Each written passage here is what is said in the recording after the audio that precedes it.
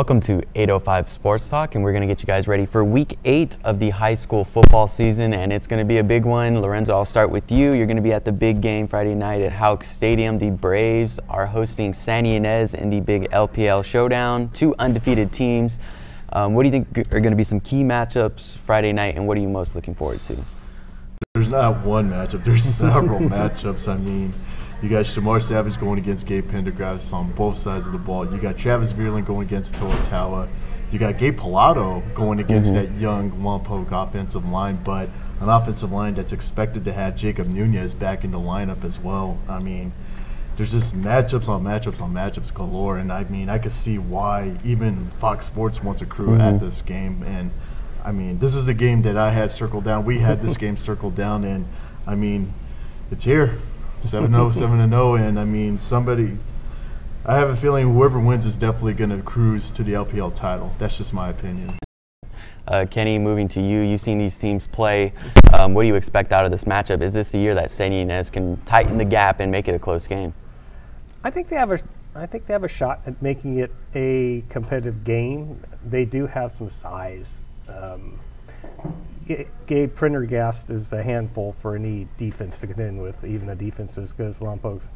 I would still give the edge to Lompoc. I just think Lompoc's line play on both sides of the ball and the Toa factor. Lompoc with several standout defenders, including Levon Coleman's younger brother, Leandre. He's been very consistent. He's been great all year. I would give the edge to the Braves. I do think this has a good chance to be competitive. I would be very surprised if it's a blowout. Okay. Elliot, Lompoc hasn't lost a league game in something like 7 years. Is this the year that the Pirates, give the Braves a LPL loss? Well, this is going to be their biggest test of the season. They had a traditional tough game their first week of the season against Arroyo Grande, and they've coasted right along. And Santa Ynez, over the last 2, now 3 seasons, has put up huge numbers until they get to Lompoc. So can they finally get revenge? They've got the talent to do it, but I just see Lompoc has got a little bit more experience, and they're just a little bit bigger. I think they're going to wear them down, and I think it'll be close from maybe 3 quarters, but who's going to have gas left in the tank in that 4th quarter? You can never predict really 100% accurately who's going to win. There are upsets all the time. And I think Santa Ynez is going to give them a really good game, but I still see this one going to the Braves. I think Tawa and Savage alone, talent-wise, gives Lompoc that immediate edge, and the fact it's at Houck Stadium as well. Well, and they've got a great receiver on Santa Ynez, Gabe Prendergast, but will the quarterback have time to throw him the ball? If he gets downfield, he can catch anything, and he could take a 3rd and long and make it into a 60, 70, 80-yard touchdown. But I'm wondering if Lompoc's going to be able to put too much pressure on the quarterback for them to get a whole lot of those passes off. Needs time to throw, and if he does, then Santa Ynez is dangerous. But I just see Lompoc is a little bit stronger this year. I think Dustin Gregg is easily the best quarterback Lompoc will have gone against so far this year. It's just a matter of, as Elliot said, will he have time to throw? And keep in mind, they went against Mike McCoy, who was a near similar quarterback, but McCoy had his worst game against Lompoc. So, I mean, Andrew Jones knows how to really prepare his guys for a game of this. McCoy was a different kind of quarterback, though. I think Lompoc managed to corral McCoy with the scrambling that Mike liked to do. Dustin has shown he can throw very well from the pocket as well as being mobile, so that might be an additional challenge for Lompoc. All right, I want to hear some scores from you guys. I think I'm going to go with Lompoc in a 42-20 win over Santa Ynez. I think Santa Ynez is going to be able to put up some points, but Lompoc is going to be too tough and pull away. I wouldn't be surprised if it's a bigger gap there, but I could see Santa Ynez being the first team to really put some points on the board against Lompoc. Lorenzo, what's your prediction for that one? I'm going to go 35-21 Lompoc. I mean, again, the fact it's at home, you have Savage and Tawa. Even if you key up on those guys, it opens things up for Johnny Manzo, especially on the special teams end. And I think special teams is going to be a huge X factor in this game. Lompoc, to me, already has the edge in special teams off of Manzo alone. Okay. Manzo's definitely a big X factor. He's been great all year. He's a return man. I'm going to say Lompoc 31, Santa Ynez 17. Wow. I think it will stay fairly competitive. All right. So both you guys think two-score games, Elliot? I'm thinking it's going to be more like 42-28. They're going to pull away late. Lompoc will win it. I hesitate to say 77 again, but anything can happen. But I think it's going to be closer, and Lompoc's going to beat them by a couple touchdowns. Okay. Moving over to a surprise team a little bit. I don't think any of us are surprised that both Lompoc and Santa Ynez are undefeated, but Righetti is undefeated in the Pac-5 League at 2-0, and they got a big home game Friday night against Arroyo Grande, and this one could be really huge for the Warriors. They could move to 3-0 in the Pac-5 League, and that'll guarantee them a playoff spot. Moving to 3-0, the worst they could be is 3-1. They're going to have a couple tough games left to close out the season, but if they move to 3-0 in the Pac-5 League, that's going to be huge for them. But first, they got to get past an Arroyo Grande team that's been kind of up and down. We were surprised with the convincing Paso Robles win a couple weeks ago. So I think the Warriors. I think it's going to be a close game. I wouldn't be surprised if Righetti can top Arroyo Grande. I also wouldn't be surprised if AG wins running away. We saw them play pretty well, beating St. Joseph. We know what St. Joseph did to Righetti earlier in the season. But I think Righetti's, improved a lot as the season has moved along. Caleb Thomas has been a key factor. Damian Robles running the ball has been great as well. So I think that's going to be a tough matchup for Righetti, but I wouldn't be surprised if they are able to win that game at home against a Arroyo Grande team who's been, a little bit inconsistent this year in the first season under Mike Hartman. Lorenzo, what do you think the Warriors are going to do Friday night against Arroyo Grande? This is my upset pick. I'm going with Righetti beating Arroyo Grande. I felt like last year, and it was around this time when I came on board with Lisa Coast News, I just felt like that Righetti had already turned in its pads. Mm-hmm. And they just checked out. But this year's team, they're chasing the league title. They haven't given up yet, and they're just brimming with confidence, knowing that they're 2-0. They're actually at the top of the Pac-5 League standings ahead of Paso Robles right now. And now you get the defending champs in your home. So, it's the perfect storm to me for the Warriors. And you mentioned Caleb Thomas. Thomas to me is already one of the harder players to game plan against because of the size and the brute force on the line. And so I have to really wonder what kind of game plan Arroyo Grande has in trying to key up on Thomas on defense, but then having to deal with his run blocking on offense, because a majority of Righetti's run plays goes up Thomas's side. Mm-hmm. And if he gets his run blocking going, it's fair game for Righetti. All right, Kenny, you saw AG lose to Lompoc in the season opener, but they kind of put things together and moved past that, won a few games in a row, but then they struggled against Paso. Do you think Righetti can beat this AG team? I have Arroyo Grande winning in a close one. Arroyo Grande, even with the big loss to Paso Robles, does have its running game fairly locked in. I think Righetti's defense has had some trouble against good running teams in the past. I think I have Arroyo Grande, winning by a touchdown, but I would not be real surprised if Righetti pulled off the upset. I think Righetti, frankly, is the most improved team in 805 this year. Okay. You're familiar with Ed Herman's group over there. They're coming off that 27 win at home against Atascadero, but I think they're going to have their hands full with AG. Can they score that big Pac-5 League win? I think they can. I'm not so sure it'll be an upset this year because AG has been up and down on which AG team is going to show up.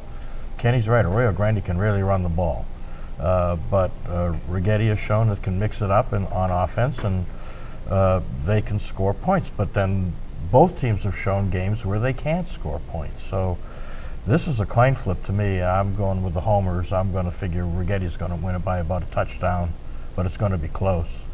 I've seen a lot of close games this year. I think I've seen more close games than the rest of you guys, and I think this is going to be one. This is going to be one well worth being at. Because it could be down to the wire. But I'm going to go with Righetti finally getting its act together and Ed Herman's kids being in good shape for the playoffs. Mm-hmm. One thing, I think if Righetti is ahead with about 2 minutes or so left, I think that's it.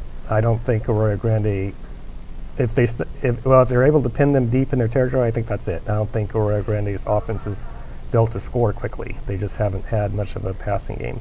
Righetti, on the other hand, if they're behind by a touchdown or so with 2 or 3 minutes left, I think they would have a chance because their offense is more dimensional. Yeah, I think Jalen Davis is a kind of a game breaker, big play guy. Dylan White had a 60-plus yard touchdown run last week against Atascadero, so I think you're right. Righetti can score quickly. a couple of weeks ago, I mentioned how Doug May should get some consideration for Coach of the Year honors. I feel like Ed Herman should also be in that conversation because when you think about it, 1-9 last year. Most high schools go in a different direction when their team goes 1-9, but Righetti stuck with Herman, and in return, Herman has his guys chasing a league title. Yeah, and hopefully there's some big, student section support Friday night because that's a big game. So hopefully the school kind of rallies around that team and lifts them up a little bit because I think that could be a big game for this program and could really cement their place as a playoff team. And they have a lot of those same guys who went 1-9 last year. Not as if they had some grand new influx of big talent. A lot of the same guys are getting it done this year. All right, and one team that has a lot of the same guys as they did last year is Santa Maria. They finally got right after their bye week. We weren't sure how it was going to go at Templeton last Friday night, but the Saints proved they're ready to close out the season strong with a 52-21 win at Templeton. Blake Truitt, 7 total touchdowns, 5 rushing, 2 passing. Big game for Blake.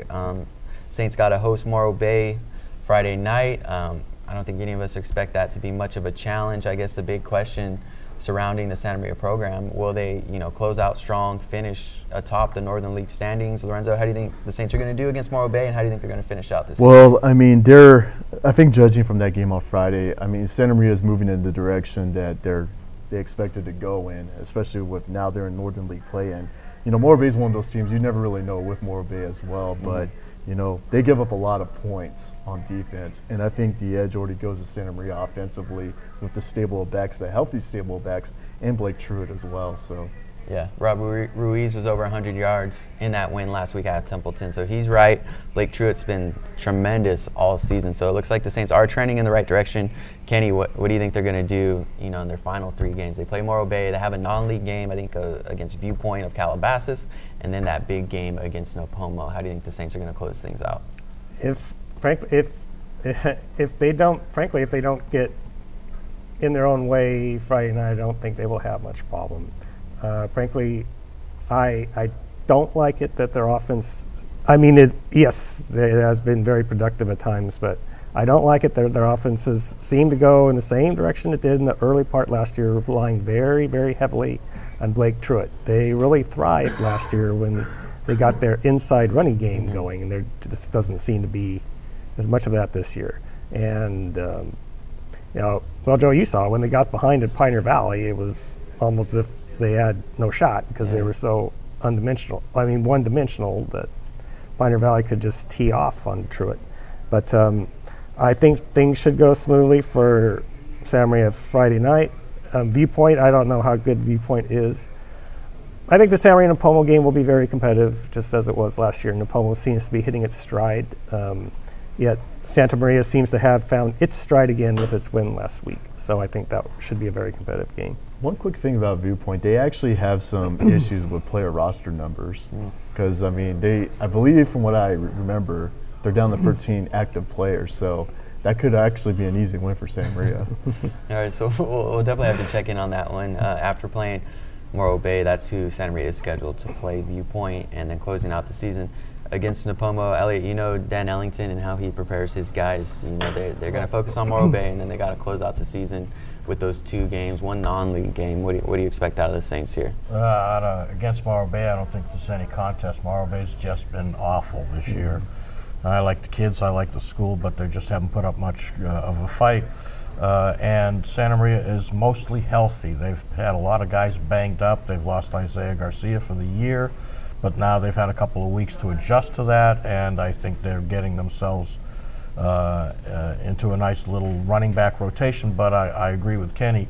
If they could win this game relying on Blake Truitt, and they might be able to beat an undermanned Viewpoint team relying on Blake Truitt, but I don't think they can beat Nopomo unless they have a little bit more variety to their offense. Tony Dodge, he doesn't worry about those preseason games. They try to win them all, but they want to learn and get better so that when these games count, these Northern League games come up, they're ready to beat these teams. So that's going to be the one that probably for the league championship, and we could see if playoff spots are on the line by then. But I don't think Santa Maria is going to have any trouble with Morro Bay this weekend. Okay. Moving to the LPL, and a team that doesn't play Friday night is St. Joseph. I was at their game Friday. when they beat Pioneer Valley. And I noticed there was a few Lompoc players who were on a bye at that game checking that one out. So I wouldn't be surprised if there were a few St. Joseph guys, at Houck Stadium Friday night to catch that game, because the Knights still have to play Lompoc and Santa Ynez to close out the season. So I wouldn't be surprised to see a big contingent of St. Joseph players at Lompoc High School Friday night. Where do you think the Knights are right now, Lorenzo? What do you think they're going to be focusing on, in their bye and then to close out the season with those two big games? Well, offensively, they're where they need to be. I mean, it's a well-oiled machine, and as you guys know, it's a machine that's capable of putting up 70 points. I feel like that they can probably tweak some things up defensively, especially in going against this meat grinder involving Lompoc and Santa Ynez, because, the way St. Joseph's defense is structured, it does have a hard time with stopping the run. And Lompoc, as we know, is a downhill running attack. Santa Ynez actually has a physical running back in Cash Transit as well. So they're going to be really keying up on just trying to tweak up their defense a little bit more. And Jim Chavala being the defensive guy, I wouldn't doubt that he's going to put his blueprint on revamping that defense or just fixing the holes that's in that defense moving forward. Yeah, I think St. Joseph's defense is really talented, but they are a little bit undersized. That linebacking core might be one of the best in the area, maybe not as good as Lompoc's, but you have guys like Zach Morris, Zach Wilson's back, Roman Martinez is there as well, and of course Tim Miller. So I think that linebacking group that St. Joseph has is really stacked. I think they're not as strong on the defensive line. I think the defensive secondary is really good with Joe Dowd. Michael Ramirez is back there as well.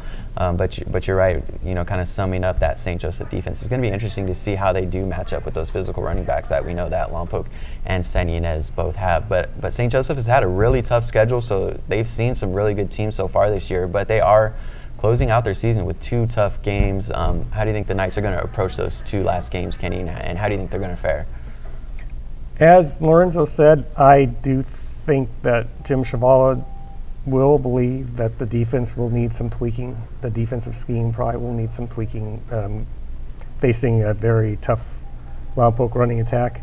Otherwise, as far as how they prepare, how they take their bye week, I think they'll just do what they do. It would not surprise me if a number of St. Joseph players were there scouting Lompoc. Coaches, I'm sure, have probably given the players the standard advice, just do what you do, tend to your studies, don't do anything crazy, work hard in practice. Okay.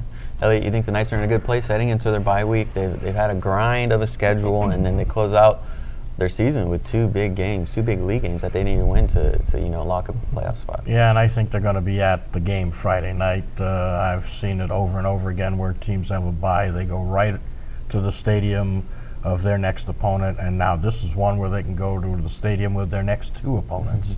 So they're going to learn as much as they can and see if they can apply any of that to when they play against Lompoc. I don't think anybody has a chance against Lompoc until the playoffs, but they could beat the Pirates. Both of these teams can score an awful lot of points, so it depends on what defense they bring to that game. But their homework begins this Friday night. Well, it's already begun, but really in earnest when they see what these two teams do on the field, because now the coaches don't hold anything back. When they're running up the score in early season games, they've got to get their starters some work, so they won't pull them until halftime. And then these backups want to score points, and they want to get them work in case of an injury to one of the starters. So now, though, they're not holding anything back. They're not going to put the second team in unless it turns out to be a blowout, which I don't expect. So everybody's going to get a lot of work, and you're going to see how they approach the game. But there are really no secrets. Everybody knows that Lompoc will just run the ball down your throat, and Santa Ynez will like to pass it over your head as quickly and as deep as they can. So there are no secrets either. And they're going to go at it with their first teams and see what St. Joe can learn from that. But they got 2 tough weeks coming up. But they're going to be doing their homework this Friday night. I will say that I hope with the move to Central Valley and Santa Ynez staying here and league alignment, I hope more teams from their league get in. I think it's been terribly unfair to Santa Ynez the last 2 years that they're putting up the records they have, and they have not made it into the postseason. Yep, and our final matchup for the week is Pioneer Valley taking on Cabrillo. Two teams who really need to get right. You saw Cabrillo last week against Santa Ynez. Not much to talk about from the Cabrillo side in that game. I saw Pioneer Valley struggle the last 2 weeks against really two good opponents in Lompoc and St. Joseph. Who do you take in this matchup, Lorenzo? I go with Pioneer Valley. I mean, granted, I know on Cabrillo's end, they're going to look at this Pioneer Valley game as kind of winnable on their end because you never really know what to expect out of Pioneer Valley. But, you know, when PV's offense gets going, it can get pretty deadly. And we mentioned Moore Bay having a terrible defense. Well, Cabrillo's defense hasn't really done a whole lot of justice either. I mean, the 77 points allowed against St. Joseph saw them give up 58 against Santa Ynez and, 71 against Templeton. So, Pioneer Valley's offensive players are probably licking their chops in this one. Yeah, after scoring 7 points last week against St. Joseph, I think Pioneer Valley is really going to get right against Cabrillo. At home Friday night, I would expect a big win for Pioneer Valley. They really are going to take out some of their frustration after playing, Lompoc and St. Joseph the last 2 weeks. Do you think Kenny Cabrillo's going to maybe surprise some people, take on Pioneer Valley team that has been struggling, or do you think it's going to be all PV? Maybe not all PV, but to be honest, I see PV winning pretty handily. Yeah, close for that first half, but I think PV will pull away in the second half. Cabrillo is just not there yet. It's going to take him another season, maybe two, under new coach A.J. Pateras' watch, but he's getting them going in the right direction. And one thing, as bad as we've seen them play, they're keeping their attitude up. So they'll come into it positive, thinking they can win, and they'll give it a good shot. But I think at Pioneer Valley, there's just going to be too much against them, and the Panthers will pull off a win. And he has a good building block for the future in Jackson Anderson. He gets to come back next year and, just continue to develop as a quarterback. He already has the running capability. It's just a matter of just tweaking up his passing. That's what Pateras told me. Yeah, right. And remember, he didn't start the first couple of weeks. Sean Wood was the starter, and then Sean quit the team, and he was thrust into the starting role. So Anderson has really taken on the mantle of leadership, and I think this is a great experience for him this year, and he'll cash in on it next year. But this year is, I think, a lost cause. I thought I covered the Cabrillo St. Joseph game. I thought Cabrillo's effort level and enthusiasm were fine. They were just physically overmatched. Anderson, I think, is a good high school quarterback. He can run. He's shown he has some accuracy in the pocket. So I think that is definitely something for Cabrillo to look forward to, having Anderson back. Yep. So that's all we got for this week. We'll be all over the Central Coast covering high school football games for you guys Friday night, but I'll be at Righetti High School as the Warriors host Arroyo Grande. That's a big Pac-5 League matchup. Kickoff is at 7 p.m., but our pregame show will start at 6:45 p.m. Friday night. Go to santamariatimes.com. Once again, this is 805 Sports Talk.